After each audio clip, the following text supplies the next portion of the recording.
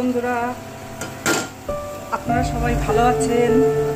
এই যে আমি আজকে মানকচু দিয়ে আলু দিয়ে এই যে মানকচু জলে দিয়ে রেখেছি, হলুদ দিয়ে আর একটু ময়দা দিয়ে মাখিয়ে একটু জল দিয়ে, তাহলে ভালো পরিষ্কার হবে।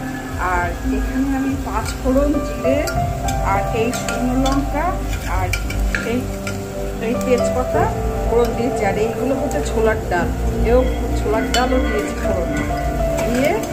এটা নেড়ে এর ভিতরে কচু দেবো। আর এখানে কয়েকটা ছোলার ডাল, হলুদ, নুন আর এই জিরে দেবো। এই জিরে দিচ্ছি, এটা ধনে দিচ্ছি আর এটা জিরে দিচ্ছি। দিয়ে এটা একটু এই ছোলার ডালের সাথে আর এই আদা আছে, ছোলার ডালের সাথে একটু গ্রাইন্ডিং মেশিনে ঘুরিয়ে নেবো। আর এখানে আমি ভেজে রেখেছি। এবার এই মশলাটা দিয়ে দেবো। এতে কাশ্মীর লঙ্কার গুঁড়োও আছে আর একটু মিষ্টিও দিয়েছি। এবার এই মশলাটা আমি ঢেলে দেবো। ঢেলে দিয়েছি আর এই একটুকু আমও দিয়েছি আর একটু হিংয়ের ভিতরে গুঁড়ো করে দিয়েছি।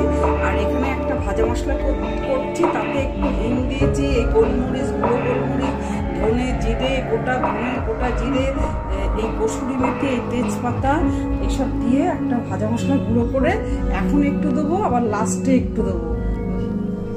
টিপে দেখেছি সেদ্ধ হয়ে গেছে। এই যে বড়ি দিয়েছি। আর এবার এই ভাজা মশলা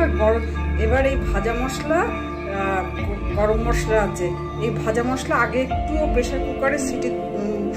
প্রেশার কুকারেও দেওয়া ছিল, আর এখন একটু লাস্টে দেবো বলে রেখে দিয়েছিলাম। এতে তো জিরে, ধনে, গোলমরিচ, হিং, কসুরি মেথি, আস্ত 4টে লং, একটু ডালচিনি এইসব ছিল, ভেজে দিয়ে দিয়েছি। এবার ফোটাবো, ফুটিয়ে নামিয়ে দেবো।